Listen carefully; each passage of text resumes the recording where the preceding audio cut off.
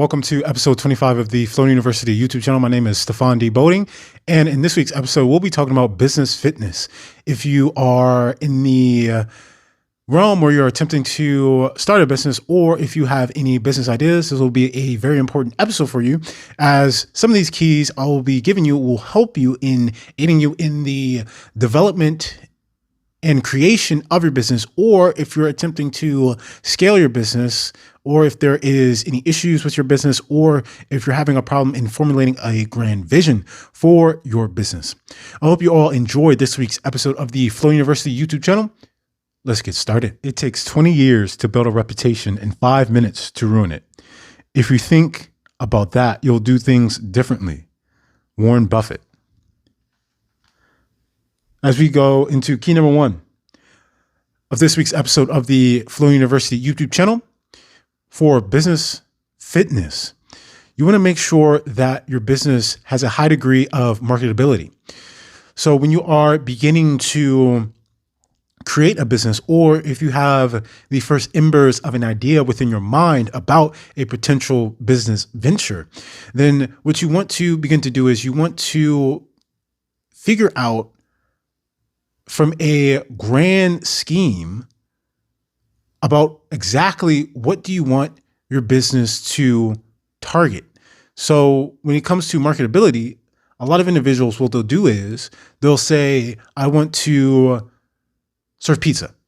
And so, okay, that's a very bare bones idea. And yes, people will buy and order pizza. But if you want to attract customers, then you need to scale out and see where a hole is, where people have a need, and then fulfill that need.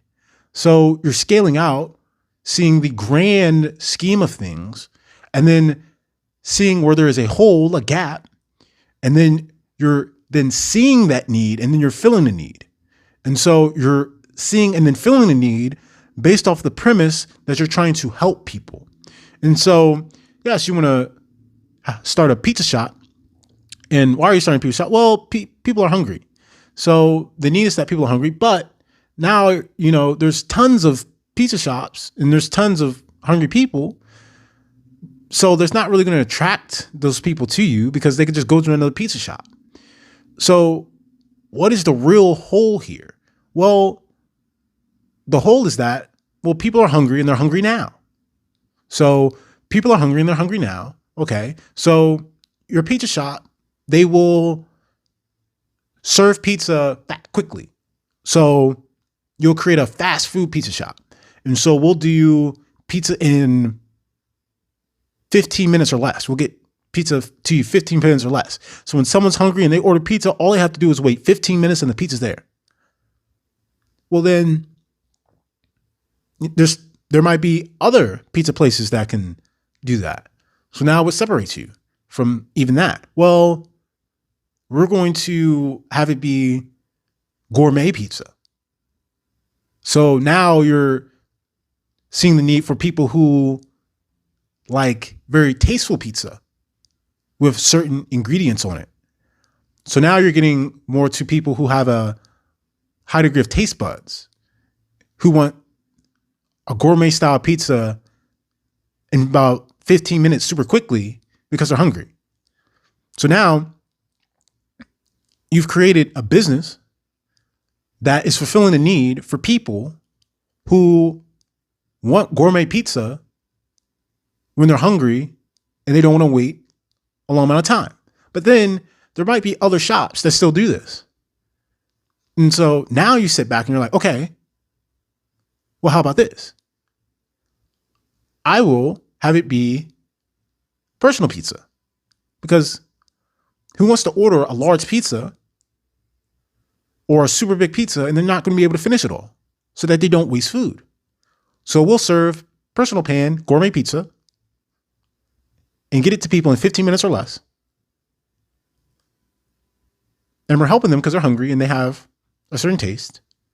But then you go even further and now you're zooming in. You're like, okay, now we're going to help and have the pizza be gluten-free. So now your target, so you started the grand in the bigger scope was you were going to open a pizza shop. But now from the grand, and you're seeing the need and you're feeling the need and you're zooming in, now you are a personal pan gourmet pizza shop that serves gluten-free pizza that delivers to people in 15 minutes or less. And so now your target audience is that avatar, and you've created a niche for yourself. So now people are coming to you because you serve gourmet personal pan pizza that's gluten-free. And so people will then seek you out because of this. And then now your business has a high level of marketability, because when you begin to display your business on social media, that person will see your business and say, oh, this is what I was looking for. Or you'll advertise by doing more so old-fashioned marketing, by going door to door or passing out flyers or going business to business. And you'll go there and be like, whoa, we've been needing this.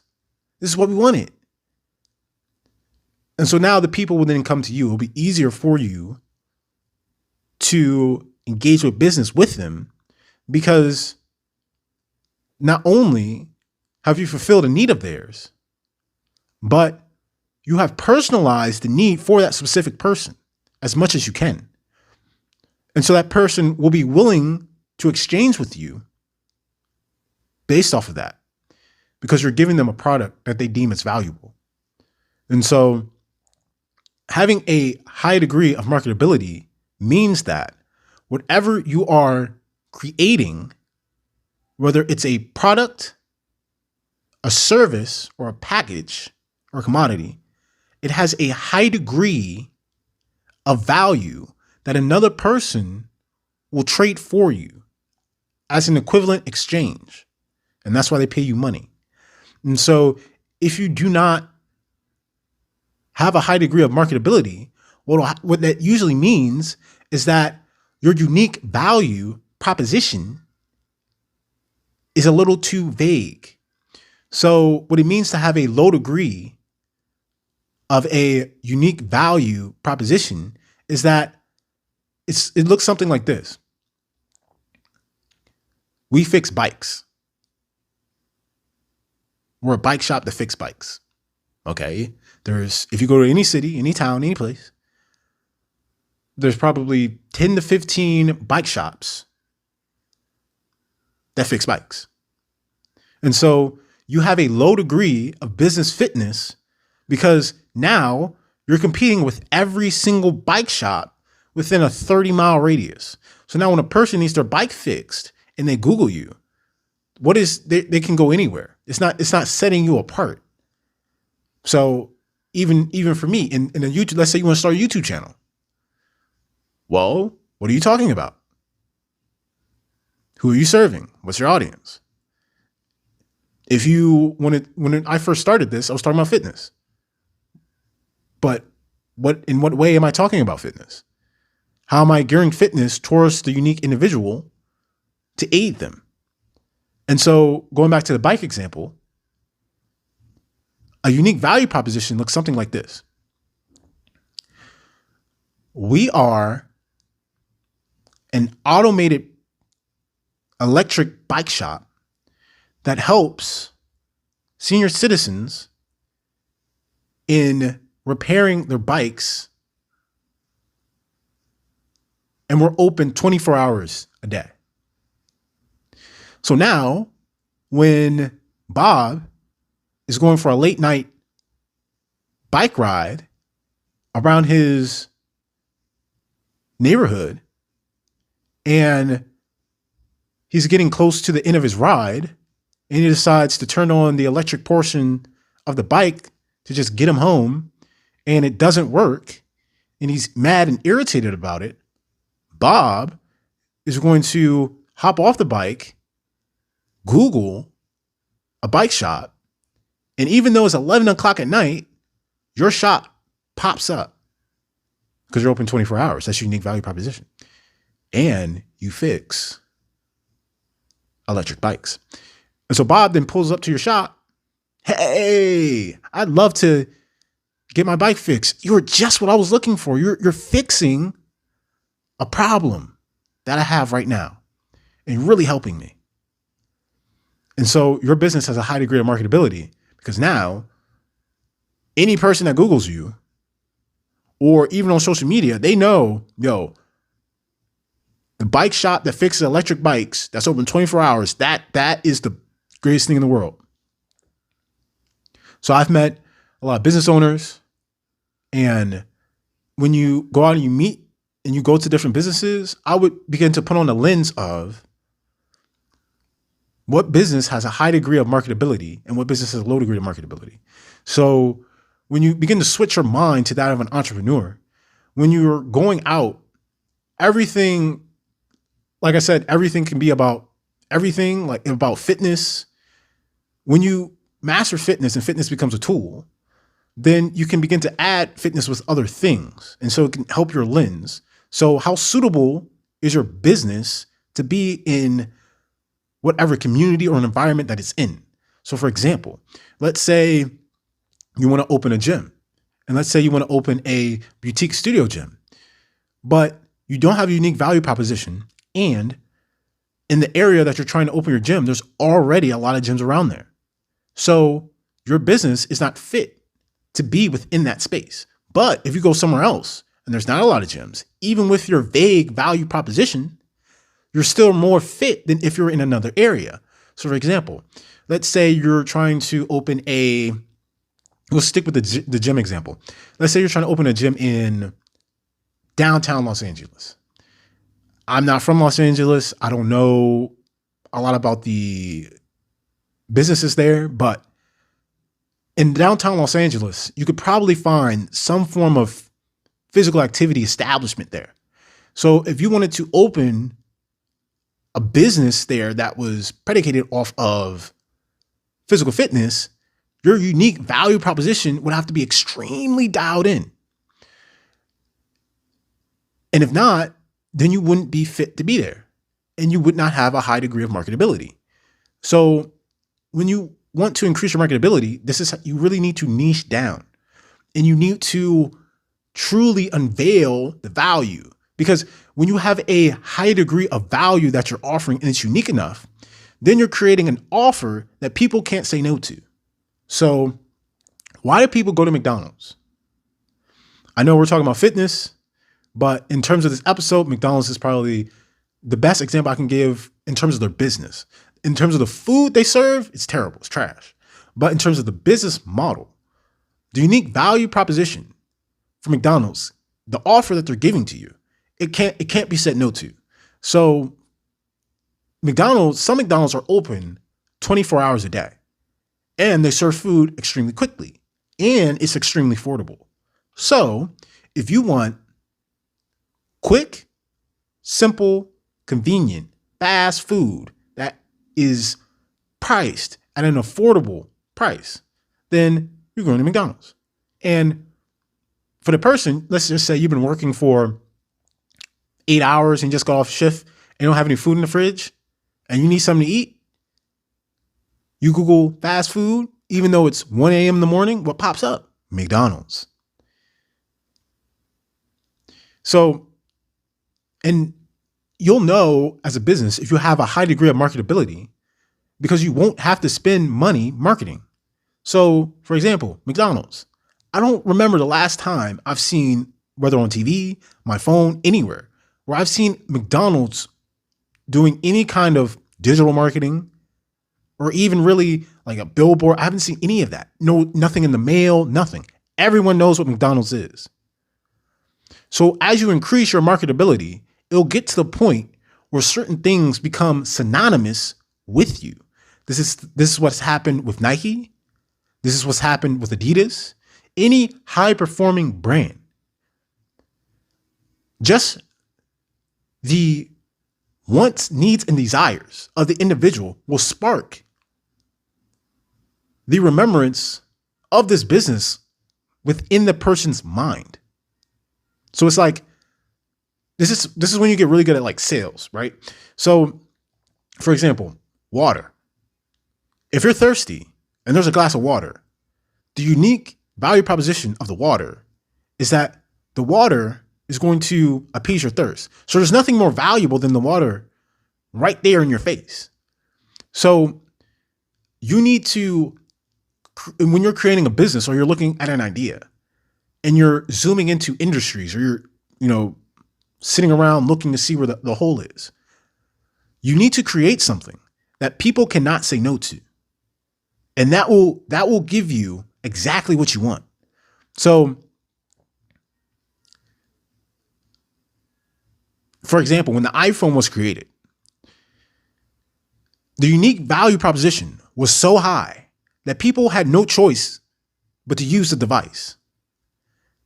It's a supercomputer in your hand. You can't say no to it.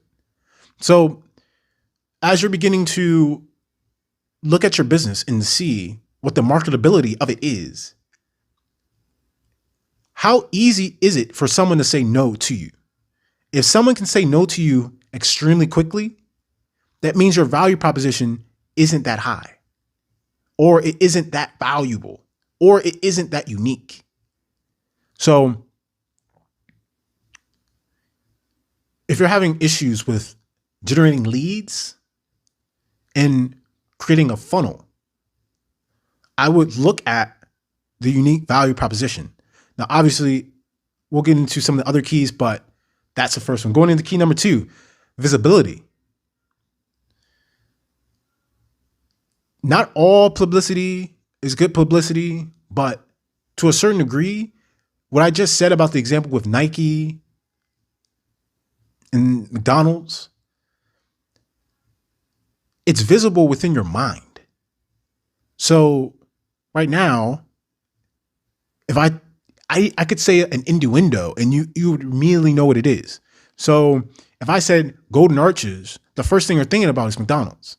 So when we talk about visibility, it's not so much that people are consciously seeing you, it's that people are thinking about you within their mind. So let's say let's say someone has a dog and they need the dog to be washed. And the second they think that I need my dog to be washed, Sally comes in their mind, right? Because Sally owns a dog washing business and she's very good at washing the exact kind of dog I have. Let's say you have a poodle. And Sally is the best poodle washer in town. Her unique value proposition is there's not anyone that can wash this poodle better than me and do it in the exact way I can do it. So visibility is you do something so well, or you do something in a particular manner so finely done that when people think about certain things, they immediately they think about you in tangent with it. Because being visible, like you become invisible when people don't think about you.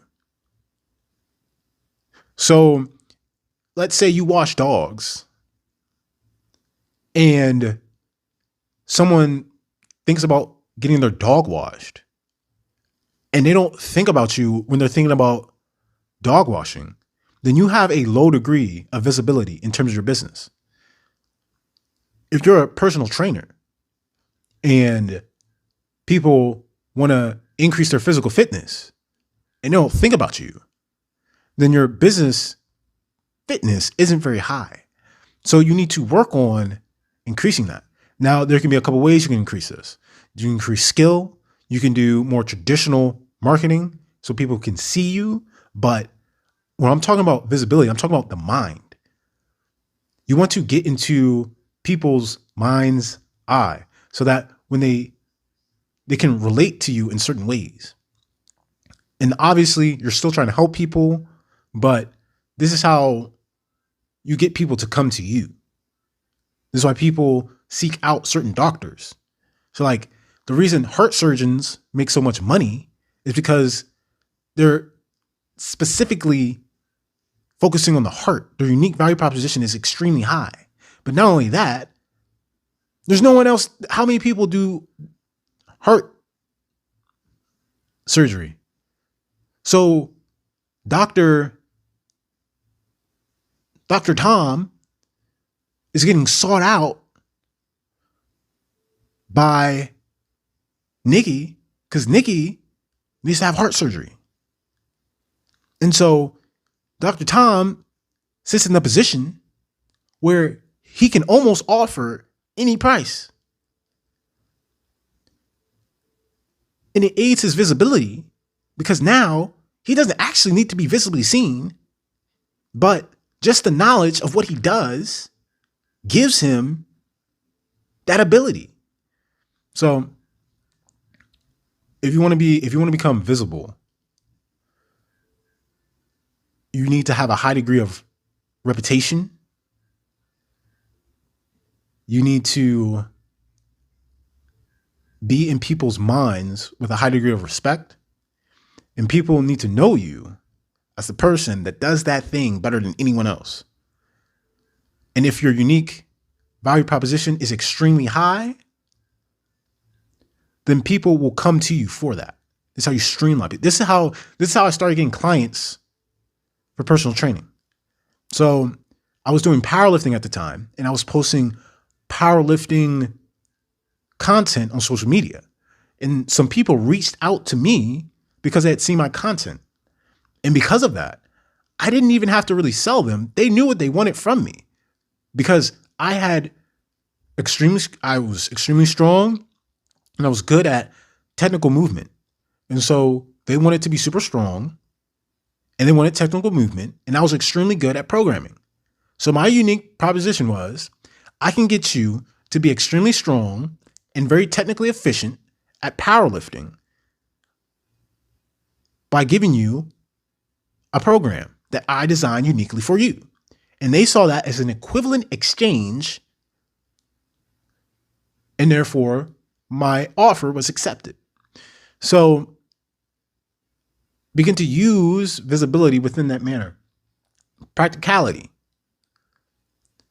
You do not want individuals to get frustrated, irritated, or angered by your service, product, or package. Humans value convenience, simplicity, and anything that requires the lowest amount of energy as possible. Why? Most humans think like this because for the average, everyday individual human, life is extremely stressful and requires a lot of effort and hard work. And because of this, any extra degree of expenditure in terms of energy or resources places their survival at risk. And because of this, they want to do things that limits this as much as possible. So they begin to think in a lazy manner. I'm not calling people lazy, but they begin to think in a lazy manner because being lazy keeps them safe. And so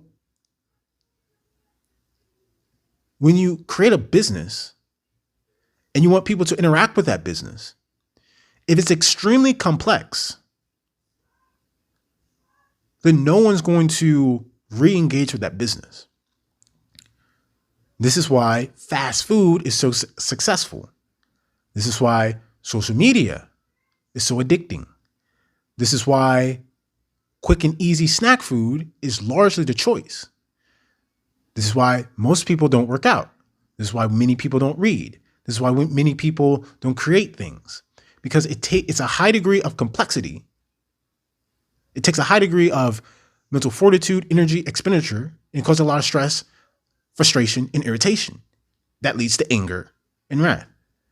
And so your business needs to be simple, easy, and convenient. The more simple, easy, and convenient it can be, the more people will engage with it, especially if it's helping them with a unique problem that they're having. And so you're seeing a need, filling a need, and filling it, creating something that people can engage with in such a quick, simple, and easy manner that every time you want a person, when they engage with your business, to feel refreshed after engaging with it. So when you go to Starbucks and you walk up to the barista and you ask for your order, if it requires a lot of stress, frustration, and irritation in order for you to give your order, complete the order, and get what you want, then you're not going to go back to that business. But if every time you go to Starbucks, it's simple, easy, convenient, and it's an overall refreshing and smooth experience, then you're more likely to go back to that Starbucks, because in your mind, there's nothing but pleasant memories. So if your business lacks practicality, and when people think about your business, if the first thought that comes to their mind is nothing but memories of irritation, frustration, and stress, then the likelihood of them re-engaging is extremely low. So I would take a look at your business and see, okay, what is my customer experience like? And so a lot of times individuals, because they're selfish, there's nothing wrong with being selfish. Everyone's selfish to some degree. But if you're too selfish, you begin to bestow upon people things that they're not ready for. So the reason why I created and I started the Flow University channel within the beginning manner was because I needed to help individuals in catching up to my current level understanding of fitness, so that I can then begin to talk about things while using fitness as a tool. But if I didn't do the previously aforementioned things, when you guys reach this episode, you wouldn't have any idea what I'm talking about. But because of the other episodes and it's streamlined within a practical manner, once you reach this episode, it'll all make a ton of sense. And so, which is why I created Flow University to be courses, programs, and a catalog. But if I didn't design it within this manner, then what would happen is it would just look like a bunch of random episodes to you guys. And so you want your business to operate within a certain similar fashion. You don't want it to be a bunch of random events that are leading to nowhere. So I used to coin this phrase with individuals, and I said, you want to date your client. If you've ever been on, I hope you guys are dating, but if you've ever been on a good date, the individual who asks the person out on the date is in the masculine because they're going in and they're forcing. Not forcing. Y'all get what I mean.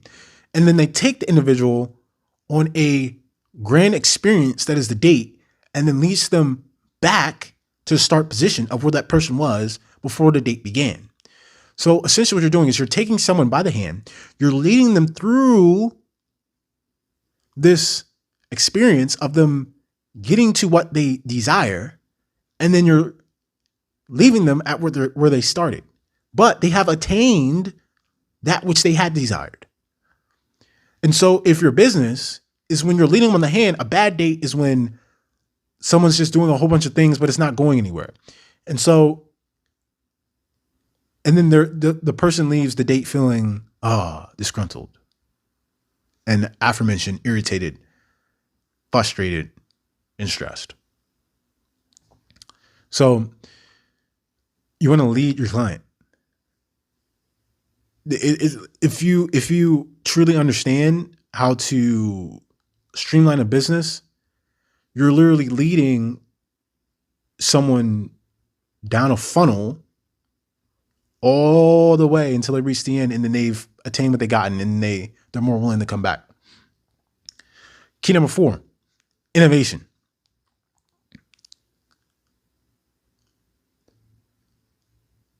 Practicality is innovation. Let's use technology for an example. Because in the past, computers were these humongous machines that took up rooms of space in like the 1950s, 60s, and 70s. And then over time, because of the value of practicality, they got smaller and smaller and smaller until now they're in your hand. And so innovation is practicality. And so the more practical you can make something, the more innovative it is. And so if your business is extremely complex, then it's not very innovative.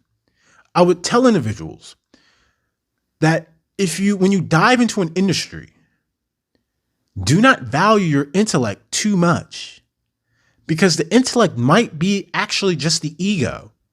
And the ego is in alignment with pride and arrogance.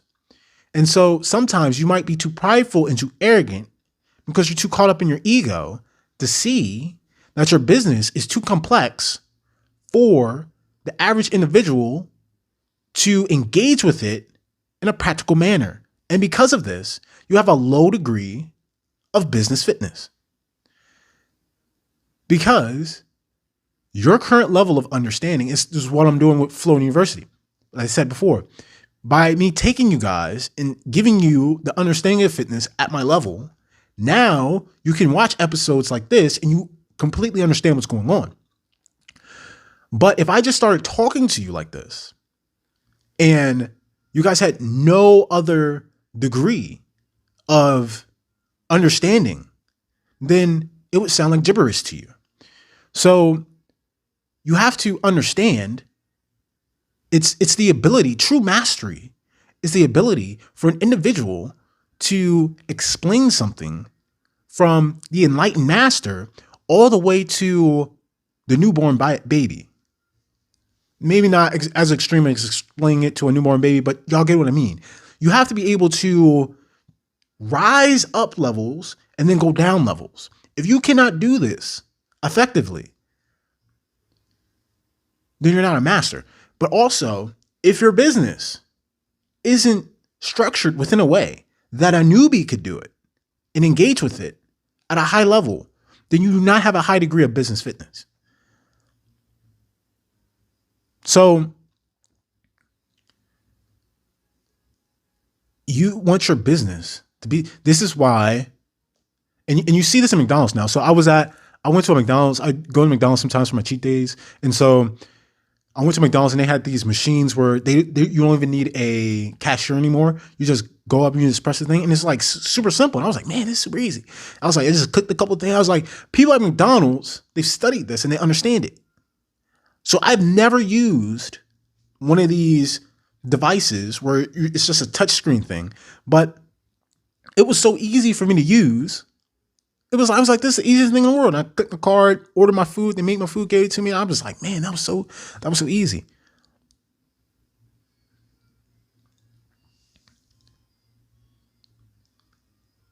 That's innovation. This is what Elon Musk did with all of his businesses. This is what Jeff Bezos did with Amazon. This is what Mark Zuckerberg did with Facebook. He took some, let's do Mark Zuckerberg. So Mark Zuckerberg started it was like a dating app. It was like a online community. And so he took that and was like, okay, how can it started as a dating app. So I think Mark Zuckerberg was like, he wanted to, because he was at Harvard, and he wanted to create a dating app for individuals on campus. And so he created this thing, and it was super simple and convenient. It's like you just had to swipe something and click some buttons. And then because of that, anyone could use this. Like, you didn't have to be a genius to use this software. Because of that, he then took that and then created, anyone can use Facebook. So Facebook doesn't, like a newbie, you can log on, you scroll and you put some stuff in. And then now, I remember signing up for my Facebook account when I was like 13.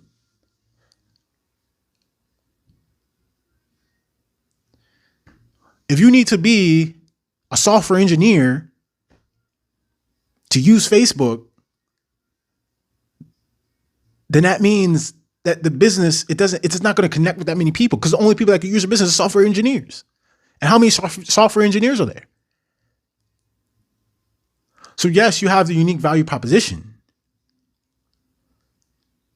But if it's too complex that no one without a high degree of education can use it, then it's meaningless.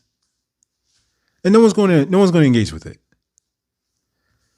That's why people buy things from you. Especially if it's like a service. They're buying the intelligence from you. They're essentially paying you for all the time you spent learning a thing to give it to them. Key number 5, service. Your business has to be predicated on service to others. If it is not, then it will not last very long. Helping people, that's essentially the point of your business. If that's not the point of your business, then you will not be in business for very long. I hope you all have enjoyed this week's episode of the Flow University YouTube channel. My name is Stefan Bowling signing off. You all stay blessed.